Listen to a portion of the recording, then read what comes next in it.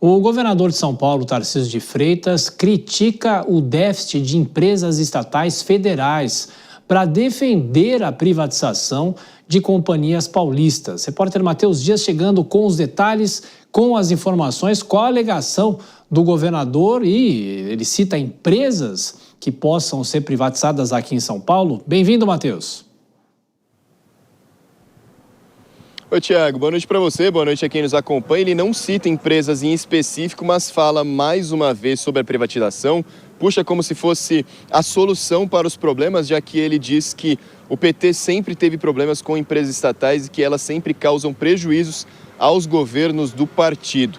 Tarcísio, então, se baseia em dados recentes divulgados pelo Banco Central, em que um gráfico disse que o prejuízo em relação a esse ano, o déficit, no primeiro semestre, de janeiro a junho, chegou a mais de 5 bilhões e 500 milhões de reais só no primeiro semestre desse ano. No ano passado, o déficit foi de mais de 8 bilhões de reais. Tarcísio puxou a sardinha para São Paulo, disse que aqui o problema foi resolvido com a privatização. Ele que disse que essa norma que foi colocada aqui em São Paulo respeita mais o dinheiro dos paulistas. Disse que esse é o problema do governo federal. Criticou mais uma vez, defendeu mais uma vez então a privatização. Disse inclusive que este ano são várias empresas que têm problema sim. Ele não puxou especificamente quais delas são, mas deu a entender que se tratava dos Correios e também da Caixa Econômica Federal, viu, Tiago? Por outro lado, quando o Banco Central soltou os dados do ano passado, déficit referente a 2024, esses 8 bilhões de reais, que foi essa gestão passada, inclusive, a ministra da Gestão e Inovação de Serviços Públicos, Esther Dweck, não concordou com o recorte que foi analisado pelo Banco Central. Segundo ela, das 11 empresas que haviam sido analisadas e apontadas naquele gráfico como devedoras, como empresas que fecharam em déficit, das 11, 9 apresentaram lucros. Então, para a ministra, isso não configura rombo, isso configura, inclusive, que as empresas estavam se pagando ali, estavam acertando os déficits e, por isso, já que não tem rombo, não teria nenhum custo adicional aos cofres do Tesouro Nacional, viu, Tiago? Bom, falando sobre Banco Central, o ex-presidente do BC, Roberto Campos Neto, falou hoje que as fintechs pagam menos impostos do que o banco. O que mais ele disse? E tem recado para alguém do governo com essa fala, não tem? Tem, é uma resposta, inclusive, ao que disse Fernando Haddad ontem. O ministro da Fazenda criticou e falou que não é aceitável fintechs, que são maiores do que muitas instituições financeiras físicas, tradicionais, pagarem menos impostos do que os bancos de fato pagam.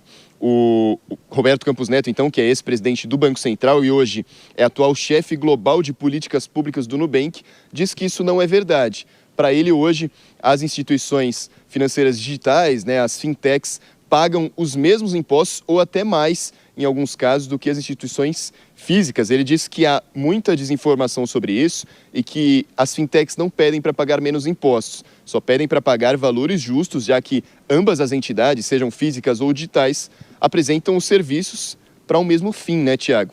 Vamos ouvir o que disse Campos Neto. E aí, na parte de impostos, eu vejo uma outra dimensão de grandes ruídos, porque não é verdade que as fintechs pagam menos impostos. Quando a gente pega o que de fato foi pago para o governo, que é a taxa efetiva de impostos, as fintechs pagaram mais que os bancos grandes. A gente não está, quando a gente fala de fintech, a gente não está querendo pagar menos, a gente está querendo pagar igual. Nenhuma fintech quer um tratamento privilegiado, quer um tratamento justo, com capacidade de competir, e tem mostrado que tem conseguido fazer bancarização com lucratividade. Grande parte da bancarização foi feita nas fintechs. Tudo isso acontece em todo esse cenário que a gente vive, Tiago? Desde o dia 9 de outubro, quando Lula declarou que as fintechs deveriam pagar os impostos maiores, impostos justos, em relação também à MP do IOF, que rolou no Congresso ali, teve a votação no texto relatado por Carlos Zaratini, que previa um aumento na alíquota de 9% para 15% na contribuição social sobre o lucro líquido. Essa pauta, assim como a MP do IOF, foram derrubadas no Congresso, mas mesmo assim, Fernando Haddad, ministro da Fazenda, disse que vai rever ainda essa pauta, procura buscar alternativas e resgatar uma parte do texto em relação à taxação que ficou apelidada como BBB, que é a taxação sobre bancos, bets e bilionários. na tentativa de aumentar o resgate para os cofres públicos, gerar mais justiça no pagamento de impostos por todas as entidades antes que a votação da Lei das Diretrizes Orçamentárias aconteça, né, Tiago?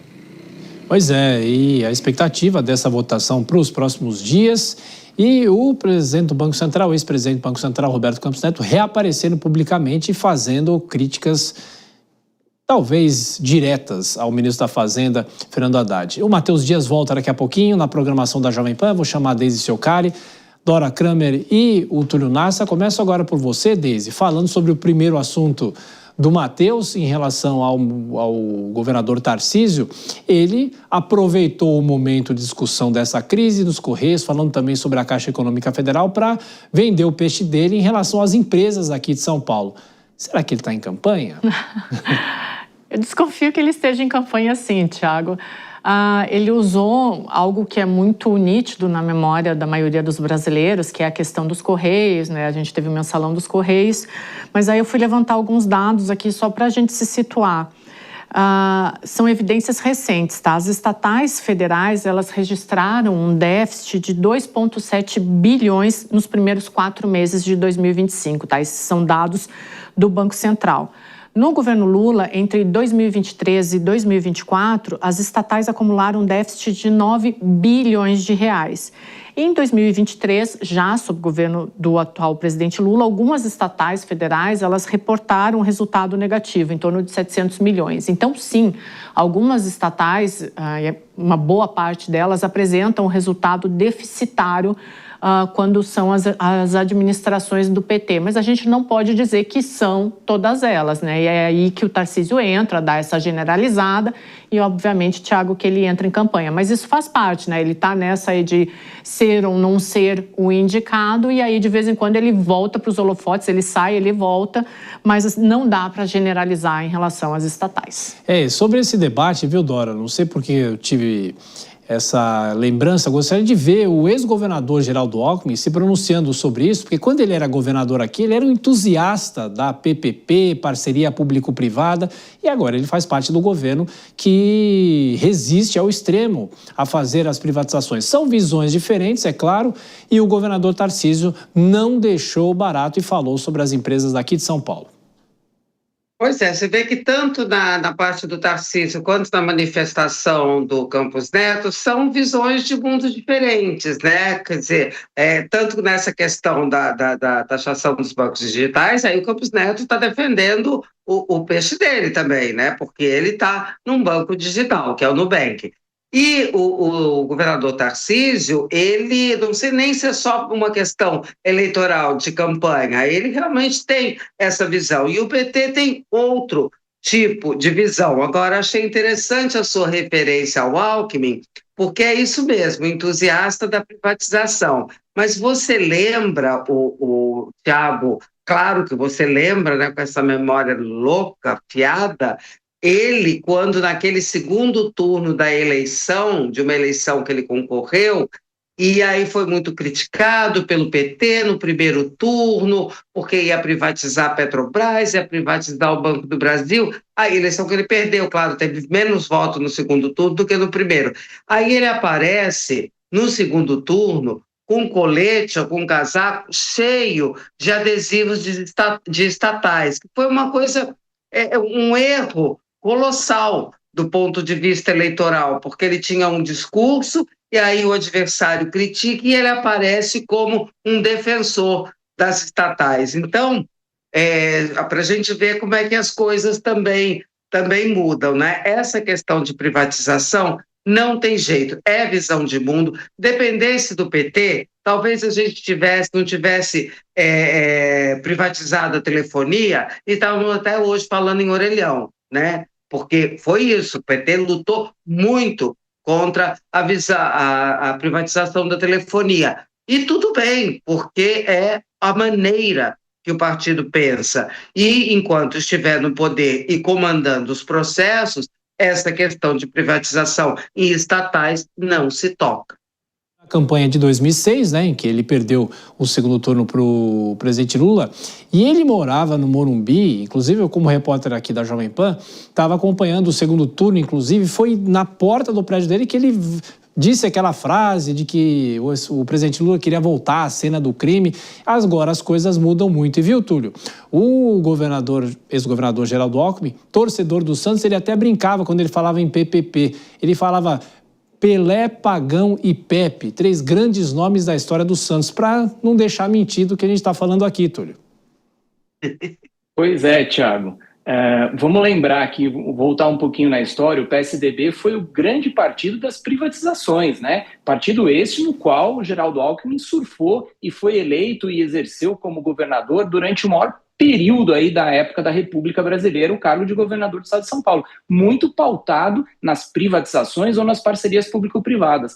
E você sabe que, ouvindo o Campos Neto falar, eu lembrei do avô dele, Thiago, do Roberto Campos, que foi um grande economista, inclusive idealizador do Fundo Monetário Internacional, junto com outros agentes internacionais, mas ele dizia o seguinte, que ele tinha cometido o único erro que a política não perdoava, isso lá em 1991, que era dizer a verdade antes da hora. E o que ele dizia naquela época? Ele, que era um liberalista convicto, ele dizia que o Estado tinha que ser enxuto, que o Estado não podia estatizar tanto da forma que estava estatizando, que essas privatizações elas seriam necessárias para captar recurso privado, que é da onde vem o recurso, e o Estado deveria ser o regulador. É isso que pautou depois a política econômica, inclusive do PSDB. E, na verdade, hoje, essa política tem que continuar, porque uma estatal ela tem que dar lucro, ela tem que funcionar. O Estado não pode exercer atividade econômica, a não ser nos casos em que haja relevante interesse social e que ela seja lucrativa, que ela faça sentido ao interesse público. Isso está no artigo 173 da Constituição. Então, isso é o óbvio ululante e não o óbvio lulante. Ou seja, as estatais precisam dar lucro, precisam ser eficientes. Se elas não forem eficientes, elas não têm razão de existir. O Estado deve regular e deixar com a iniciativa privada. Tiago.